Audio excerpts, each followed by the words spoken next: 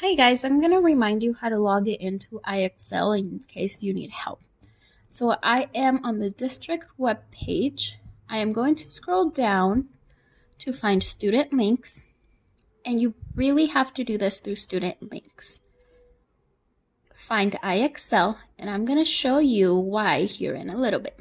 Click on IXL. So here I have typed IXL.com. I want you to see that it did take me to IXL, but it doesn't have that at Sweetwater that the student link has. So that's why it's important that you use the student links. If you don't, it might let you log in, and then eventually it might say that you weren't logged in.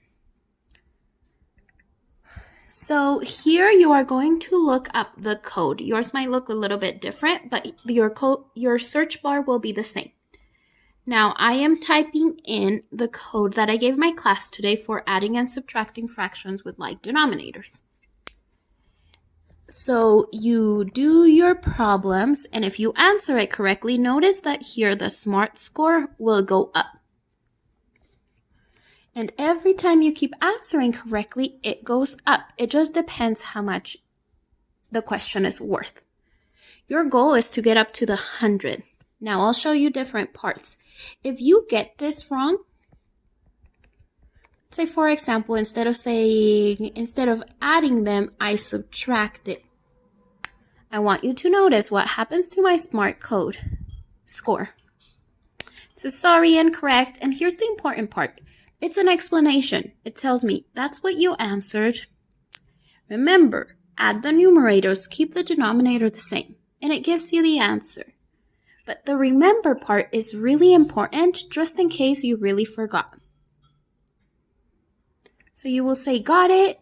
You will continue to solve it. All right. Now, it's going to jump me through the next level. And there is a thing called the challenge zone. Now, you reach that when your score is at 90. And you really want to make sure that you don't miss any in order to be done with your code and you can get a certificate. Because if you do miss some, then it's going to bump it down. Now, 4/8 can be simplified to 1/2. It will take a simplified answer. You could, if it's a mixed number, you could do 6/4, or you could do 1 whole.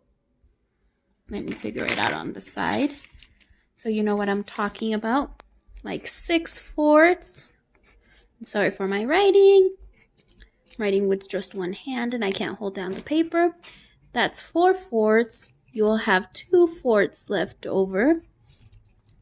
That equals 1 whole. 2/4 I can divide by 2. And it equals 1/2. At the end, it's 1 whole and 1/2. Now, if you're not there yet, you don't have to put 1 whole and 1/2.